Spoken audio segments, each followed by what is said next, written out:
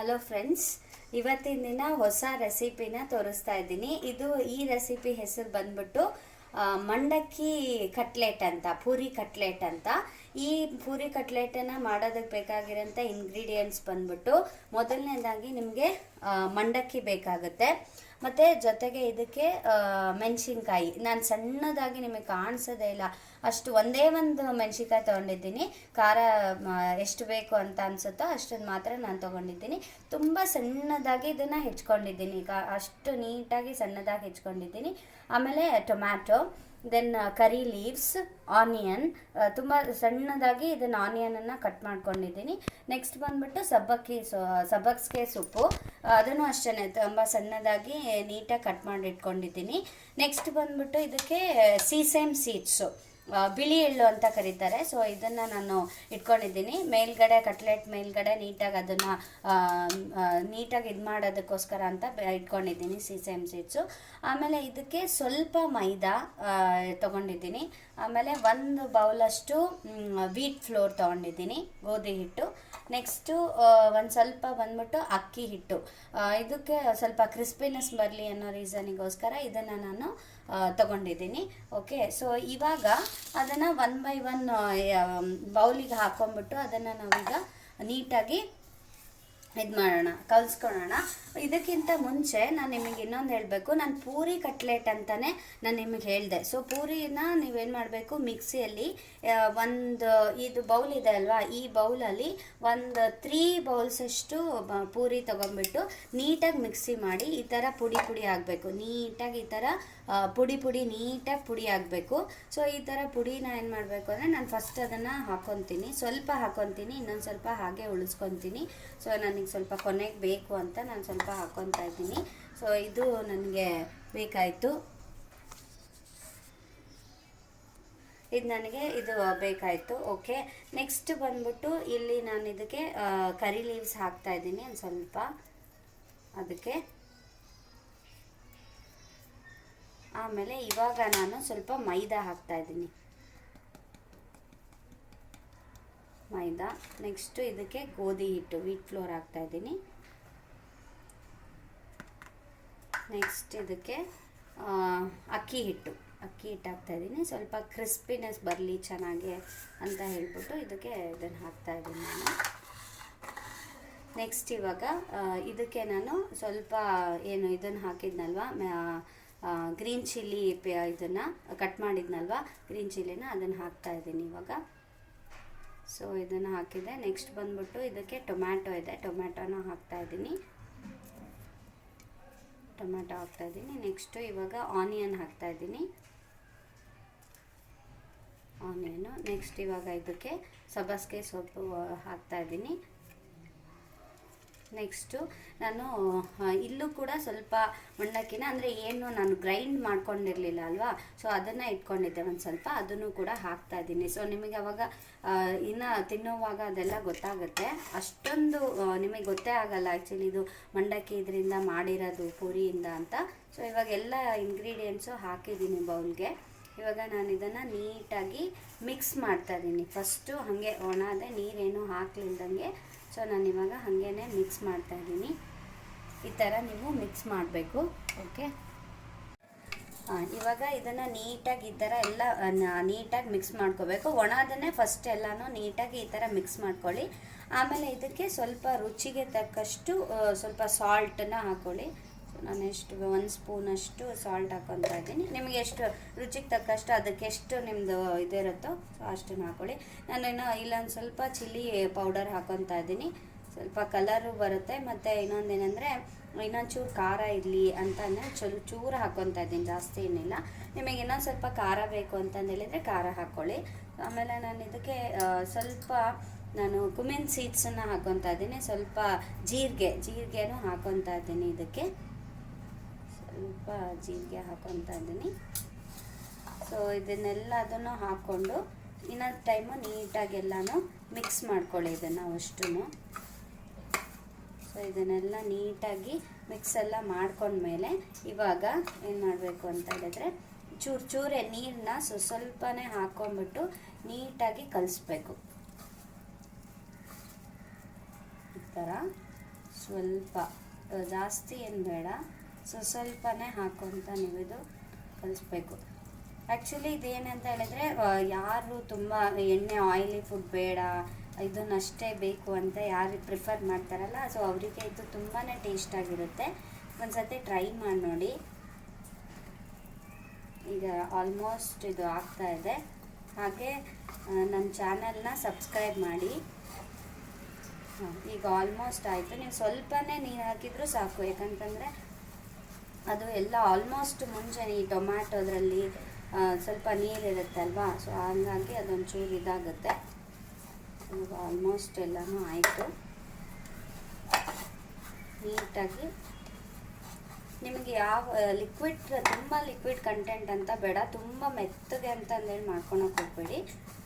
ನೀಟಾಗಿ ಅಟ್ಲೀಸ್ಟ್ ಒಂದು ಸ್ವಲ್ಪ ಗಟ್ಟಿ, ಒಂದು ಅದಕ್ಕೆ ತುಂಬ ತೀರಾ ಗಟ್ಟಿನೂ ಬೇಡ, ತೀರಾ ಮೆದುನೂ ಬೇಡ.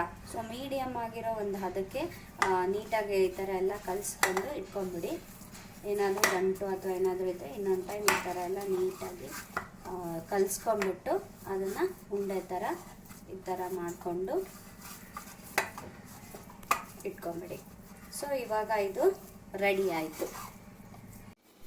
ಓಕೆ ಫ್ರೆಂಡ್ಸ್, ಇದು ಇವಾಗ ರೆಡಿ ಆಗಿದೆ. ಸೊ ನಾನಿವಾಗ ಏನು ಮಾಡ್ತೀನಿ ಅಂತ ಹೇಳಿದರೆ, ಇವಾಗ ಇದರಲ್ಲಿ ನಮಗೆ ಯಾವ ಶೇಪಿಗೆ ಬೇಕು ಅಂತ ಅನಿಸುತ್ತೋ ನೀವು ಆ ಶೇಪಿಗೆ ಇದು ಮಾಡ್ಕೋಬೋದು. ನಾನು ಫಸ್ಟ್ ಏನು ಮಾಡ್ತಾ ಇದ್ದೀನಿ ಅಂದರೆ, ಒಂದೇ ಒಂದು ಡ್ರಾಪಷ್ಟು ಎಣ್ಣೆನ ತೊಗೊಂಡ್ಬಿಟ್ಟು ಚೂರು ಕೈಗೆ ಹಚ್ಕೊತೀನಿ, ಯಾಕಂದರೆ ಅಂಟಬಾರ್ದು ಅನ್ನೋ ಒಂದು ಇದಕ್ಕೋಸ್ಕರ ನಾನು ಏನು ಮಾಡ್ತಾ ಇದ್ದೀನಿ, ಇದನ್ನು ಜಸ್ಟ್ ನಾನು ಈ ಥರ ಇದು ಮಾಡ್ಕೊಂಬಿಟ್ಟು ಇಲ್ಲಿ ಉಂಡೆ ಥರ ಫಸ್ಟ್ ಮಾಡ್ಕೊಂಬಿಟ್ಟು ಈ ಥರ. ಸೊ ನಾನು ಏನು ಮಾಡ್ತೀನಿ, ಈ ಥರ ತಟ್ಕೊತಾ ಇದ್ದೀನಿ. ಓಕೆ, ಸೊ ಈ ಥರ ತಟ್ಕೊಂಬಿಟ್ಟು ನಾನು ಒಂದೊಂದೇ ನಾನು ಇಟ್ಕೊತಾ ಇದ್ದೀನಿ. ಸೊ ಇವಾಗ ನಾನು ಅದೇ ಥರನೇ ಇನ್ನೊಂದನ್ನು ಕೂಡ ಮಾಡ್ಕೊತಾ ಇದ್ದೀನಿ. ಇವಾಗ ಅದೇನು ಜಾಸ್ತಿ ಅಂಟೋದಿಲ್ಲ. ಸೊ ಬಟ್ ಏನಂದರೆ ಒಂದು ಸ್ವಲ್ಪ ಎಣ್ಣೆ ಹಚ್ಕೊಂಡು ನೀವು ಮಾಡಿದರೆ ಇನ್ನೂ ಚೆನ್ನಾಗಾಗುತ್ತೆ ಅಂತ ಅಷ್ಟೇ. ಸೊ ಈ ಥರ ನಿಮಗೆ ರೌಂಡ್ ಶೇಪ್ ಬೇಕು ಅಂತ ಹೇಳಿದರೆ ರೌಂಡ್ ಶೇಪ್ ಮಾಡ್ಕೊಳ್ಳಿ, ಇಲ್ಲ ನನಗೆ ಇನ್ನು ಬೇರೆ ಥರ ಶೇಪ್ಸಲ್ಲೆಲ್ಲ ಬೇಕು ಅಂತ ಹೇಳಿದರೆ ನೀವು ಆ ಶೇಪಲ್ಲೇ ಮಾಡ್ಕೋಬೋದು. ಸೊ ನಾನು ಇವಾಗ ಇಷ್ಟು ರೆಡಿ ಮಾಡಿದ್ದೀನಿ ಫ್ರೆಂಡ್ಸ್. ಇವಾಗ ಏನಂತ ಹೇಳಿದರೆ, ಇದೆಲ್ಲ ರೆಡಿ ಆದಮೇಲೆ ನೀವೇನು ಮಾಡಬೇಕು ಅಂದರೆ, ಇಲ್ಲಿ ನೋಡಿ, ಇವಾಗ ಇಲ್ಲಿ ನಾನು ಸೀಸೇಮ್ ಸೀಡ್ಸು ಮತ್ತು ನಾನು ಅವಾಗಲೇ ಒಂದು ಸ್ವಲ್ಪ ಪೌಡರ್ನ ಉಳಿಸ್ಕೊಂಡಿದ್ದೆ, ಏನು ಕಡಲೆಪುರಿದು ಪೌಡರ್ ಮಾಡಿಕೊಂಡು ಹಾಕ್ಕೊಂಡಿದ್ದೆ ಅಲ್ವಾ ಮಿಕ್ಸ್ ಮಾಡುವಾಗ, ಅದನ್ನು ಸ್ವಲ್ಪ ಹಾಗೆ ಎತ್ತಿಟ್ಕೊಂಡಿದ್ದೆ. ಸೀಸೇಮ್ ಸೀಡ್ಸನ್ನು ಹಾಗೆ ಎತ್ಕೊಂಡಿದ್ದೆ. ನಾನು ಇವಾಗ ಏನು ಮಾಡ್ತೀನಿ ಅಂದರೆ, ಇದನ್ನು ಫಸ್ಟು ಈ ಪೌಡರ್ ಮೇಲ್ಗಡೆ ಈ ಥರ ನಾನು ಹತ್ಕೊತೀನಿ. ಈ ಥರ ನಾನು ನೀಟಾಗಿ ಈ ಥರ ಹತ್ಕೊಂಡ್ಬಿಟ್ಟು ನೆಕ್ಸ್ಟ್ ಅದ್ರ ಮೇಲ್ಗಡೆ ಈ ಥರ ಸೀಸೇಮ್ ಸೀಡ್ಸನ್ನು ಕೂಡ ನಾನು ಈ ಥರ ಹಚ್ಕೊತಾ ಇದ್ದೀನಿ. ಸೊ ಈ ಥರ ಎಲ್ಲ ಹಚ್ಕೊಂಡ್ಮೇಲೆ ಈ ಥರ ನೀಟಾಗಿ ಹಚ್ಕೋಬೇಕು. ಸೊ ಆಲ್ರೆಡಿ ನಾನಿವಾಗ ಪ್ಯಾನನ್ನು ಕಾಯೋದಕ್ಕೆ ಇಟ್ಬಿಟ್ಟಿದ್ದೀನಿ. ಸೊ ಅದಕ್ಕೆ ಒಂಚೂರು ಮೇಲ್ಗಡೆ ಒಂಚೂರು ಆಯಿಲನ್ನು ಹಚ್ಚಿ ಸ್ಪ್ರೆಡ್ ಮಾಡಿ, ಅದನ್ನು ಆಯಿಲ್ ಸ್ಪ್ರೆಡ್ ಮಾಡಿಬಿಟ್ಟು, ಸೊ ಇವಾಗ ಏನಂದರೆ ನಾನು ಇವಾಗ ಇದನ್ನು ರೆಡಿ ಮಾಡ್ಕೊಂಡಿದ್ದೀನಲ್ವಾ, ಸೊ ಇದನ್ನು ನೀಟಾಗಿ ಇದನ್ನೇನು ಮಾಡಬೇಕು ಅಂದರೆ ಇದ್ರ ಮೇಲೆ ಹಾಕಿ. ಸೊ ಆಲ್ರೆಡಿ ಅದು ಕಾಯ್ತಾ ಇದೆ, ಅದು ಆಲ್ರೆಡಿ ಹೀಟ್ ಕೂಡ ಆಗಿದೆ. ಸೊ ಇವಾಗ ಮತ್ತೆ ಇನ್ನೊಂದು ಕಟ್ಲೆಟನ್ನು ತೊಗೊಂಡ್ಬಿಟ್ಟು, ಸೊ ಅದೇ ಥರನೇ ಪೌಡರನ್ನ ನೀಟಾಗಿ ಅದ್ರ ಮೇಲೆಲ್ಲ ಹಾಕಿ, ಸೊ ಅದನ್ನು ಇದು ಮಾಡಿ ನೆಕ್ಸ್ಟು ಮತ್ತೆ ಇದ್ರ ಮೇಲೇನೂ ಕೂಡ ನಾನು ಇದು ಮಾಡ್ತಾಯಿದ್ದೀನಿ, ಪ್ರೆಸ್ ಮಾಡಿಕೊಂಡು ಅದಕ್ಕೆಲ್ಲ ಹಾಕ್ಕೊತಾ ಇದ್ದೀನಿ.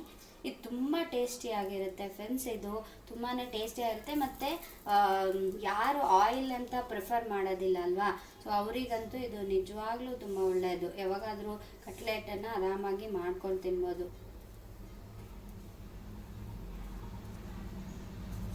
ಇದನ್ನು ನೀಟಾಗಿ ಈ ಥರ ಪ್ರೆಸ್ ಮಾಡಿಕೊಂಡು, ಇಲ್ಲ ನೀವು ಅದ್ರ ಮೇಲ್ಗಡೆನೇ ಉದುರಿಸ್ಕೊಂಡು ಕೂಡ ಈ ಥರ ಪ್ರೆಸ್ ಮಾಡ್ಕೊಳ್ಳಿ. ಅದನ್ನು ಜಾಸ್ತಿನೇ ಹಚ್ಚಬೇಕು ಅಂತ ಏನಿಲ್ಲ, ಜಸ್ಟ್ ಏನಂದರೆ ತಿನ್ನುವಾಗ ಅದು ಸಿಗಲಿ, ಒಂಚೂರು ಚೆನ್ನಾಗಿರುತ್ತೆ ಅನ್ನೋದಕ್ಕೋಸ್ಕರ ಹಾಕಬೇಕಷ್ಟೇ.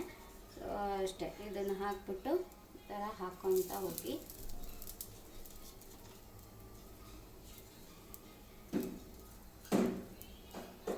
ಅದೇ ಥರನೇ ಎಲ್ಲದನ್ನು ಕೂಡ ಇದು ಮಾಡಿಕೊಂಡು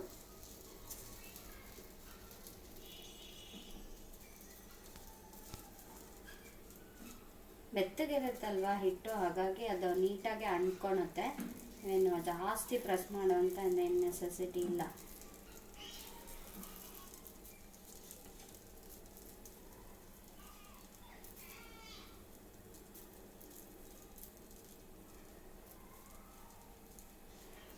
ನೀವು ಇದನ್ನು ಪೂರ್ತಿ ಪೌಡರ್ ಬೇಕಾದರೂ ಮಾಡ್ಕೋಬೋದು ಕಡಲೆಪುರಿದು, ಇಲ್ಲ ಹಾಗೆ ಹಾಫ್ ಒಂದು ಇದು ಮಾಡಿಕೊಂಡ್ರೂ ಸಾಕು. ಈ ಇದಕ್ಕೆ ಮಾತ್ರ ಅಂದರೆ, ಬಟ್ ನೀವು ಕಲಿಸುವಾಗ ಮಾತ್ರ ಫುಲ್ ಪೌಡರೇ ಇರಬೇಕು, ಹಂಗಂದರೆ ಮಾತ್ರ ಅದು ಚೆನ್ನಾಗಿ ಬರೋದು. ಸೊ ಇವಾಗ ಆಲ್ಮೋಸ್ಟ್ ಆಯಿತು. ಇವಾಗ ಏನಂದರೆ, ಸೊ ಇದು ಹಾಕಿದೆ, ಆಲ್ಮೋಸ್ಟ್ ಇದು ಬೇಯ್ತಾ ಇದೆ. ನಿಮಗೆ ಬೇಕು ಅಂತ ಹೇಳಿದರೆ ಸ್ವಲ್ಪ, ನಿಮಗೆ ಬೇಕು, ನನಗೇನೋ ಬೇಡ, ಸೊ ಅದಕ್ಕೆ ನಾನು ಬೇಡ ಅಂತ ಒಂಚೂರು ಮಾತ್ರ ಹಾಕ್ತಾ ಇದ್ದೀನಿ. ಸೊ ಆಯಿಲ್ ಬೇಕು ಅಂತ ಹೇಳಿದರೆ ನೀವು ಹಾಕಿ, ಇಲ್ಲ ಅಂದರೆ ಬೇಡ. ಸೊ ಆ್ಯಕ್ಚುಲಿ ವಿತೌಟ್ ಆಯಿಲು ಕೂಡ ನಿಮಗೆ ಇದು ತುಂಬಾ ಟೇಸ್ಟಿ ಆಗುತ್ತೆ, ಯಾಕಂದರೆ ನಾನು ಹೇಳ್ದಂಗೆ ಇದು ಆ್ಯಕ್ಚುಲಿ ಆಯಿಲ್ ಫ್ರೀ ಕಟ್ಲೆಟ್ ಇದು. ಸೊ ನೀವು ಹಾಗೇ ನೀವು ತಿನ್ಬೋದು, ತುಂಬಾ ಟೇಸ್ಟಿಯಾಗಿರುತ್ತೆ. ನೀವು ಆಮೇಲೆ ಇದು ಬಿಡಲ್ಲ, ಸೊ ತುಂಬ ಇದಾಗುತ್ತೆ ಅನ್ನೋಂತನೂ ಇಲ್ಲ. ನೋಡಿ ಇವಾಗ ನಾನು ಜಸ್ಟ್ ಇದು ಮಾಡ್ತಾ ಇದ್ದೀನಿ. ಸೊ ಎಷ್ಟು ನೀಟಾಗಿ ಅದು ಹೋಗ್ತಾ ಇದೆ, ಹಿಂದೆ ಸರಿದಾಡ್ತಾ ಇದೆ. ಸೊ ಅಂಟ್ಕೊಳೋದೂ ಕೂಡ ಇಲ್ಲ. ಸೊ ಅಷ್ಟು ಚೆನ್ನಾಗಿ ಇದಾಗುತ್ತೆ. ಸೊ ಅದಕ್ಕೆ ಫಸ್ಟಿಗೆ ನೀವೇನಂತ ಹೇಳಿದರೆ, ನೀಟಾಗಿ ಅದನ್ನು ಅಂದರೆ ಆಯಿಲನ್ನು ಸ್ಪ್ರೆಡ್ ಮಾಡಿಬಿಟ್ರೆ ನಿಮಗೆ ಮತ್ತೆ ಇದು ಮಾಡೋ ಅಂಥ ನೆಸೆಸಿಟಿ ಇಲ್ಲ. ಫಸ್ಟಿಗೆ ನೀವು ಲೋ ಫ್ಲೇಮಲ್ಲಿ ಇಟ್ಕೊಂಡ್ಬಿಟ್ಟು ಪ್ಯಾನನ್ನು ನೀಟಾಗಿ ಹೀಟ್ ಆಗೋದಕ್ಕೆ ಬಿಟ್ಟರೆ, ಸೊ ನಿಮಗೆ ಅಷ್ಟೊಂದು ಕಷ್ಟ ಅಂತ ಅನಿಸೋದಿಲ್ಲ.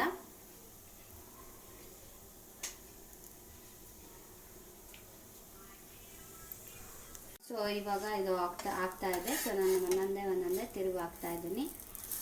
ನಿಮಗೆ ಇನ್ನೊಂದು ಸ್ವಲ್ಪ ಫ್ಲೇಮ್ ಜಾಸ್ತಿ ಬೇಕು ಅಂತ ಹೇಳಿದರೆ, ಸೊ ನೀವೇನು ಮಾಡ್ಬೋದು ಅಂದರೆ ಫ್ಲೇಮನ್ನು ಕೂಡ ನೀವು ಸ್ವಲ್ಪ ಇನ್ಕ್ರೀಸ್ ಮಾಡ್ಕೋಬೋದು.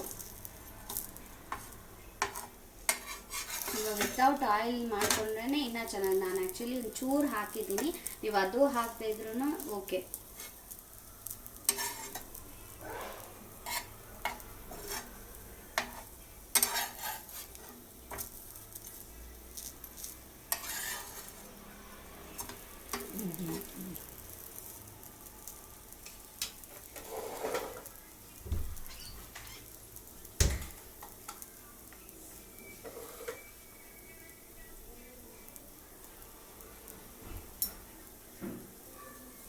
ಓಕೆ, ಇದನ್ನು ಆಗ್ತಾ ಇದೆ, ಸ್ವಲ್ಪ ಇನ್ನು ಬೇಯಲಿ. ಸೊ ನಾನು ಇವಾಗ ಇದಕ್ಕೆ ಏನಂತ ಮಾಡ್ತೀನಿ ಅಂದರೆ, ಒಂಚೂರು ತುಪ್ಪ ಹಾಕ್ತಾ ಇದ್ದೀನಿ, ಚೆನ್ನಾಗಿ ಒಂಚೂರು ಟೇಸ್ಟ್ ಬರಲಿ, ಅದ್ರದ್ದು ಒಂದು ಕ್ರಿಸ್ಪಿನೆಸ್ ಇನ್ನೂ ಇರಲಿ, ಮತ್ತು ಟೇಸ್ಟ್ ತುಂಬ ಚೆನ್ನಾಗಿ ಬರುತ್ತೆ. ನಿಮಗೆ ಬೇಕು ಅಂದರೆ ಹಾಕ್ಕೊಳ್ಳಿ, ಇಲ್ಲ ಅಂತಂದೇಳಿದರೆ ಬೇಡ. ಸೊ ಇಲ್ಲ ಅಂದ್ರೂ ಕೂಡ ತುಂಬಾ ಟೇಸ್ಟಿಯಾಗಿರುತ್ತೆ, ತುಂಬ ಚೆನ್ನಾಗಿರುತ್ತೆ. ನೀವು ನಿಜವಾಗ್ಲೂ ಇದನ್ನು ಒನ್ ಟೈಮ್ ಟ್ರೈ ಮಾಡಲೇಬೇಕು, ತುಂಬ ಚೆನ್ನಾಗಿದೆ.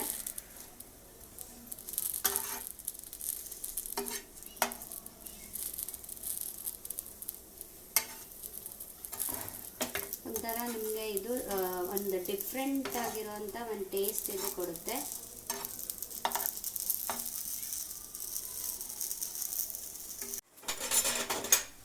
ಓಕೆ, ಸೊ ಇದು ಆಲ್ಮೋಸ್ಟ್ ಆಗಿದೆ ಫ್ರೆಂಡ್ಸ್.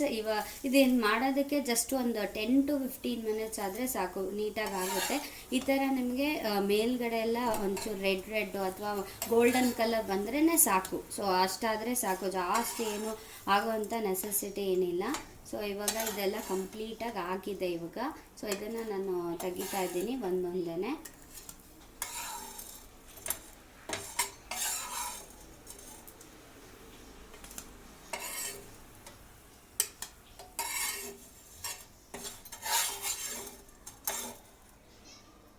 ಇದು ಆಲ್ಮೋಸ್ಟ್ ಆಗಿದೆ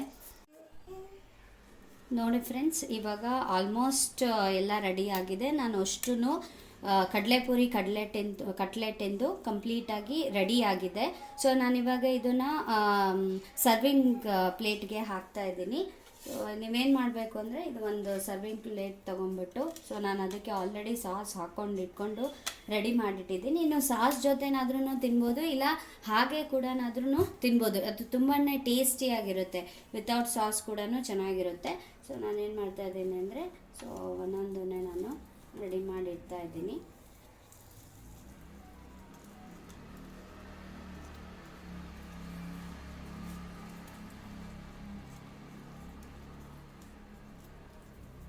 ಸೊ ನೋಡಿ ಇವಾಗ ಫ್ರೆಂಡ್ಸ್, ಇದು ಕಟ್ಲೆಟು ರೆಡಿ ಆಗಿದೆ.